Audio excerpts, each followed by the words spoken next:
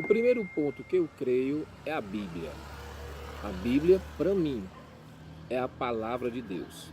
Como cristão, o segundo ponto que eu creio é em Deus. Eu creio em Deus. Eu creio em um único Deus, o Deus da Bíblia. E quem é Deus? Deus é uma pessoa.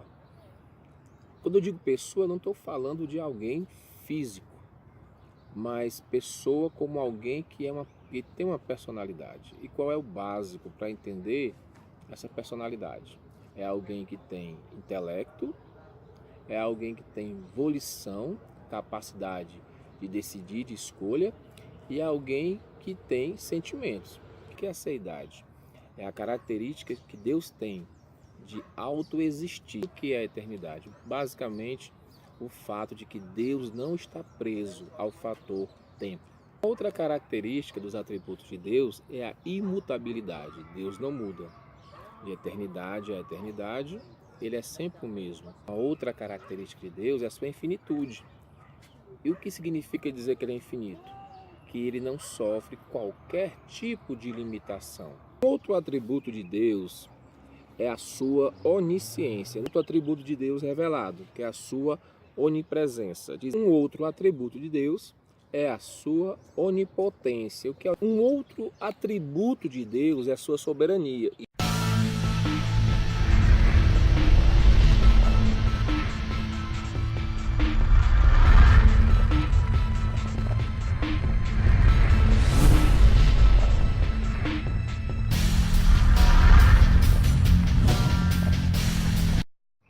Todos esses atributos já fazem de Deus um ser totalmente diferente de qualquer criatura no universo. O teólogo Karl Barth, falando de Deus, ele diz: ele é o totalmente outro em relação ao ser humano, em tudo o que a pessoa pensa, sente, deseja e compreende e elabora. Deus é um ser ímpar, não há ninguém no universo igual a ele. Entretanto, eu deixei para o final uma característica de Deus que para mim é a mais surpreendente. Existe algo surpreendente e único, ímpar sobre a natureza de Deus que os teólogos chamam de trindade. A trindade é um mistério. Ela não está especificada, explicada na Bíblia. Inclusive, o termo trindade é um termo teológico. Você não encontra de Gênesis a Apocalipse essa palavra na Bíblia. E o que é a trindade? Veja só. A trindade, ao contrário do que muita gente afirma, não é a ideia, igual ao hinduísmo, de que existe uma tríade de Deus. No hinduísmo, já falei isso em outro vídeo, existe a crença em uma tríade de Deus que governa o universo religioso hindu. Essa tríade hindu seria composta por Brahma, o Deus Supremo, e Vishnu e Shiva. Não é isso. Também a trindade não é a ideia de que Deus assume três personalidades distintas ao longo da história. A trindade é um mistério que a mente humana não pode explicar. Ela é uma evidência na Bíblia Sagrada. No Velho Testamento, a trindade ela está implícita, ou seja, existem evidências muito ainda ralas de que Deus, sendo um, ele tem uma tripla essência. E esses três juntos formam a unidade divina. Já no Novo Testamento existem evidências mais palpáveis de que o Deus único e verdadeiro, ele tem uma natureza triuna. Vamos ver isso melhor. Em Deuteronômio capítulo 6, no versículo 4, nós lemos: Ouve Israel, o Senhor nosso Deus é o único. A palavra hebraica usada para único aqui é a palavra Echad. Essa palavra, apesar de significar único, é um substantivo coletivo, ou seja, em outras palavras, é um substantivo que denota uma unidade, mas uma unidade que contém várias unidades. Ficou confuso para você? Eu vou explicar. Lá em Números 13, fala daquela aquele fato dos espias, que eles foram enviados por 13 homens enviados por Josué para espiar a terra prometida. E em Números 13, 23 diz que eles trouxeram um cacho de uvas. E esse é a palavra novamente, echad. Mas entenda que aqui quando eles trouxeram não foi uma uva, mas o cacho de uvas denotava uma unidade de várias, haviam várias uvas. Então, há o mesmo sentido. Por exemplo, lá em Gênesis, no capítulo 2, no versículo 24, nós lemos: portanto, o homem deixa seu pai e sua mãe e deve unir-se à sua mulher e eles serão uma só carne. Essa palavra novamente, é a palavra echat, que é uma unidade composto por mais de um, são dois que formam um. Em Êxodo, capítulo 24, no versículo 3, diz assim: quando Moisés se dirigiu ao povo e transmitiu-lhe todas as palavras e ordenanças do Senhor, eles responderam em uma só voz. E aqui mais uma vez, uma é a palavra echat. E aqui denota a mesma coisa, é uma só voz, mas uma só composta de milhares de voz a uma só voz. Então a palavra echat no hebraico, ela se refere a uma unidade de muitos. Eu acho que agora deu para você entender. Deixa agora eu mostrar o oposto. Em Gênesis capítulo 22, no versículo 2, diz o seguinte: Então disse Deus, toma seu filho, seu único filho Isaque, a quem você ama, e vá para a região de Moriá. Aqui quando Deus fala a Abraão, ele diz: tome o seu filho, seu único filho. Ele não usa echat, ele usa, eu escrevi aqui a palavra que é hebraica, a palavra Yahit. Eu acho que a pronúncia é essa. Mais um exemplo, Provérbios capítulo 4, no versículo 3 diz assim: quando eu era menino, ainda pequeno, em companhia de meu pai, um filho muito especial para minha mãe, ele me ensinava e me dizia: apegue-se às minhas palavras de todo o coração. Aqui no versículo 3, essa frase, um filho muito especial, não é a palavra echat, é a palavra Yahit. Ou seja, quando se queria falar de uma unidade simples, via de regra se usava Yahit. E quando se queria falar dessa unidade composta, usava-se a expressão echat. Em Gênesis capítulo 17, no versículo 7, Deus falando com Abraão, nós lemos: estabelecerei a minha aliança como uma aliança eterna entre mim e você e os seus descendentes, para ser o seu Deus e o Deus dos seus descendentes. A palavra Deus aqui no original é a palavra Elohim. No livro do profeta Isaías, no capítulo 45, no versículo 22, diz assim: voltem-se para mim e sejam salvos, todos vocês até os confins da terra, pois eu sou Deus e não há outro além de mim. Esse termo Deus aqui também em Isaías 45, 22, é a palavra no hebraico Elohim. E o que é que tem a ver Elohim com aquilo que nós estamos aqui falando sobre essa unidade composta de Deus? A palavra Elohim aparece centenas de vezes na Bíblia, no Velho Testamento, que no português nós traduzimos por Deus. Entretanto, a palavra Elohim é uma palavra plural.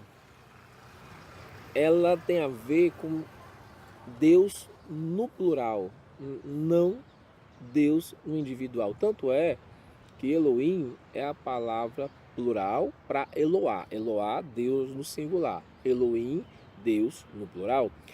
As variações de Eloá, que era um termo também conhecido pelo povo hebreu, lá no povo muçulmano gerou a palavra Allah. Allah e Eloá são termos que falam, que traduzem-se por Deus no singular. Mas diversas vezes, falando de Deus, o Deus da Bíblia, nas páginas do Velho Testamento, nós lemos a palavra Elohim, Deus, em pluralidade. No Velho Testamento, em diversas passagens, diversos eventos, nós encontramos evidências de que o Deus único e verdadeiro, ele é uma unidade composta. Um outro ponto de fé meu é acerca da pessoa de Jesus Cristo. Eu não sei se você está a par, mas há muitas pessoas que não creem que Jesus existiu, que ele foi um mito. Já outros creem na pessoa de Jesus, mas não como a Bíblia descreve, não como aquele que fez milagres, não como o Filho de Deus, mas uma figura histórica que a ela foi agregado um mito, histórias fantasiosas. Eu não creio assim. Eu creio que Jesus, ele é aquela figura que está descrita na Bíblia Sagrada. Eu creio que Jesus é o Filho de Deus. Eu creio que Jesus é aquele enviado ao mundo para remir os homens dos seus pecados. Mas eu creio em algo que muita gente não crê. Eu creio que Jesus, diferente de todas as demais pessoas, ele tinha uma dupla natureza. Ele era 100% homem e ele era 100% Deus. Como homem, Jesus teve uma data de nascimento, tinha um endereço residencial, ele teve um pai, ele teve uma mãe e ele teve irmãos. Você sabia que Jesus teve irmãos? Veja só, em Lucas 8,19 diz: a mãe e os irmãos de Jesus foram vê-lo, mas não conseguiram aproximar-se dele por causa da multidão. Que multidão? Multidão dos discípulos. Muita gente confunde essa palavra irmãos como sendo os discípulos, mas de fato eles não conseguiam se aproximar, a família de Jesus não conseguia se aproximar dele, porque ele estava rodeado dos seus discípulos. Há essa diferenciação. Em Mateus capítulo 13, no versículo 55, nós temos o relato do nome de alguns dos irmãos de Jesus. Não é este o filho do carpinteiro? O nome de sua mãe não é Maria? E não são os seus irmãos Tiago, José, Simão e Judas? Lá em João capítulo 7, no versículo 2 e 3, diz o seguinte: mas ao se aproximar a festa judaica das cabanas, os irmãos de Jesus lhe disseram: você deve sair daqui e ir para a Judéia, para que os seus discípulos possam ver as obras que você faz. Veja só, os irmãos de Jesus aconselham que Jesus vá e mostre as obras que faz aos seus discípulos. Então, irmãos e discípulos não eram não era misturado aqui. Havia a expressão os irmãos, a família de Jesus e os discípulos de Jesus. Vale salientar que a Bíblia também chama Jesus de primogênito de Maria. Ora, o que é primogênito? O primeiro filho. Com relação a Deus, Jesus é chamado de unigênito. Olha a diferença. Deus tem outros filhos? Tem. Mas Jesus é chamado de unigênito. Maria teve outros filhos carnais. Por isso, Jesus é o primogênito. Vamos ver. Lucas capítulo 2, no versículo 7. E ela deu à luz o seu primogênito.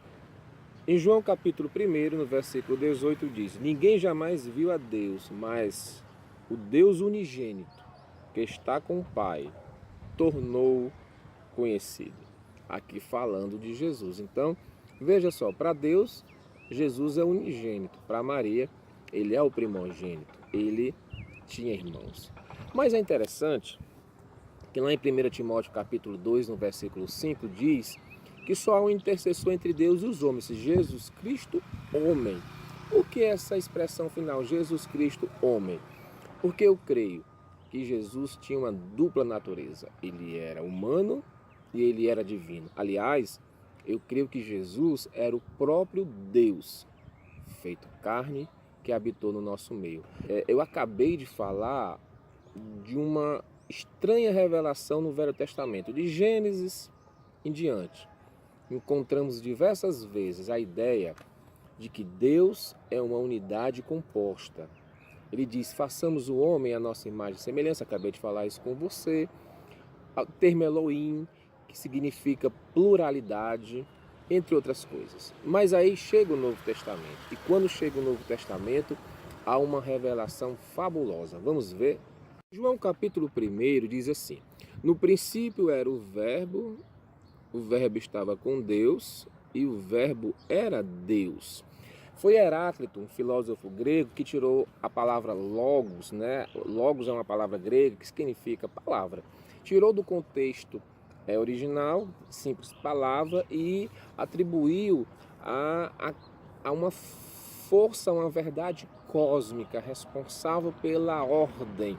E foram os filósofos estoicos que definiram logos como o princípio gerador do universo, ou seja, aquilo que fez com que o universo existisse é o logos. E João atribui esse logos a sendo o próprio Jesus. Mas é interessante que diz que Jesus, estava com Deus, certo? No princípio, então, ele fala de um Jesus pré-encarnado no início da criação. Estar com significa estar ao lado de alguém. E ele era Deus. Palavras do próprio João. Jesus era Deus. Na versão bíblica da tradução do Novo Mundo das Testemunhas de Jeová, há uma mudança. Diz assim, no princípio era o Verbo, ou Logos, ele estava com Deus e ele era um Deus. Ora, o termo um Deus evidencia que há dois deuses. Ele estava com Deus e ele era um Deus. Isso passa uma ideia politeísta. Nós não somos politeístas, mas o que na realidade no original diz, ele estava com Deus, uma outra identidade, mas ele era Deus, falando de uma estranha unidade. Os deuses e ele eram a mesma pessoa. E no versículo 14 diz, aquele que é a palavra, falando lá no versículo 1 de Jesus, tornou-se carne e viveu entre nós. Em outras versões, e o Verbo se fez carne e habitou entre nós. Ou seja, o Verbo antes era só espírito, mas assumiu forma humana e veio habitar conosco. Eu creio que Jesus era Deus. Em João 14, no versículo 8 e 9, nós lemos, disse Felipe, Senhor, mostra-nos o Pai e isso nos basta. Respondeu Jesus, você não me conhece, Felipe, pois mesmo depois de eu ter estado com vocês durante tanto tempo, quem me vê, vê o Pai. Jesus diz, quem vê a ele, vê o Pai. E Felipe pede para ver Deus. E Jesus diz, mas eu estou com vocês há tanto tempo. Jesus afirmou ser Deus. Uma breve afirmação de Jesus em João capítulo 10, no verso 30. Eu e o Pai somos um. Jesus afirmou ser Deus. João capítulo 8, no versículo 58, disse Jesus, eu lhes afirmo que antes de Abraão nascer, eu sou. Esse eu sou é a mesma afirmação que Deus Pai diz para Moisés na sarça ardente. O eu sou. Jesus afirmou ser Deus. Quando Jesus ressuscitou e houve aquele fato da incredulidade de Tomé, lá em João capítulo 20, Jesus disse no versículo 27, disse Jesus a Tomé, coloque o seu dedo aqui, veja as minhas mãos, estenda a mão e coloque-a no meu lado, pare de duvidar e creia. Tomé tocou nas feridas de Jesus, então diz no versículo 28, disse Tomé, Senhor meu e Deus meu. O discípulo Tomé confessou que Jesus era Deus. Em Colossenses capítulo 2, no versículo 9, nós lemos: pois em Cristo habita corporalmente toda a plenitude divina. O apóstolo Paulo afirma em Colossenses que Jesus é Deus. Eu poderia usar diversos outros versículos, mas o tempo não permite, mas eu vou usar apenas mais um texto. Se lembra que eu acabei de ler em João 1,14, que diz que o verbo se fez carne e habitou no nosso meio? Pois Filipenses no capítulo 2, a partir do versículo 6 diz: embora sendo Deus, não considerou que o ser igual a Deus era algo a que deveria apegar-se, mas esvaziou-se a si mesmo, vindo a se tornar servo, semelhante aos homens. Jesus, diz aqui Filipenses 2, sendo Deus, esvaziou-se da sua divindade e assumiu uma forma humana, vindo ao mundo para realizar a obra de Deus. Eu creio que Jesus era Deus. Esse é mais um vídeo do canal Terceira Via. Se você gostou, curte o vídeo, se inscreve no canal. Todos os finais de semana nós estaremos compartilhando um vídeo novo. Também todos os dias temos um devocional de no máximo 3 minutos chamado Palavra Amiga. Todos os dias, Palavra Amiga. Todos os finais de semana, sábado e domingo, um vídeo do projeto Conjecturas. Curte, compartilha. Valeu!